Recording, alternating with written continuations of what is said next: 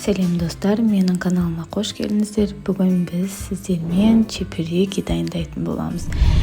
Менің каналыма подписаться етіп, лайк басуды ұмытпаңыздар. Ол үшін ең алдымен біз ұнымызға соданы салып араластырып аламыз. Жарты шай қасық содамызды саламыз. Қаншалықты мөлшерде ұн алу керек барлығын мен сіздерге описание бөлімінен жазып кететін боламын.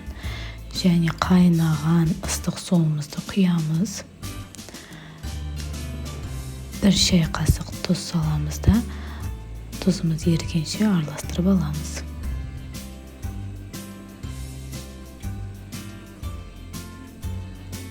Ерігеннен кейін 2 ас қасық сұйық майымызды құйып, ұнымызды салып, қамыр илейтін боламыз.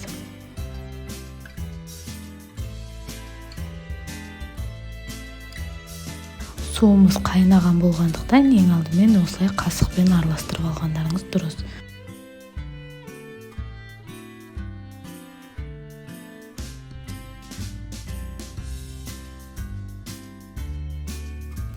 Содан соң қолмен жақсылап қанғанша илейміз.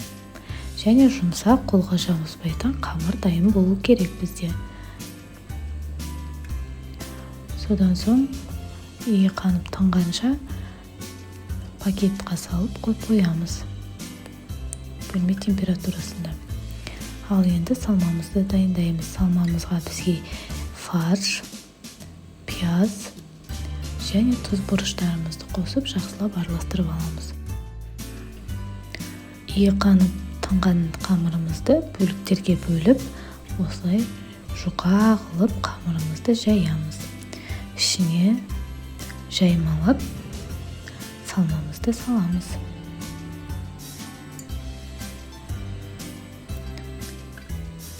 Бір шетіне салмамызды саламыз.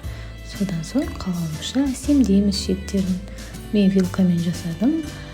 Ал егер арнайы осындай кесетіндеріңіз болса, сонымен жасасаңыздар болады. Содан соң жақсы қызған майымызға пісіріп аламыз.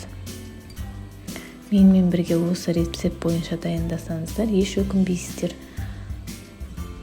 Жұмсақ, қытырлақ, өте дәмді болып шығады чебуреки. Менің балаларыма өте ұнайды.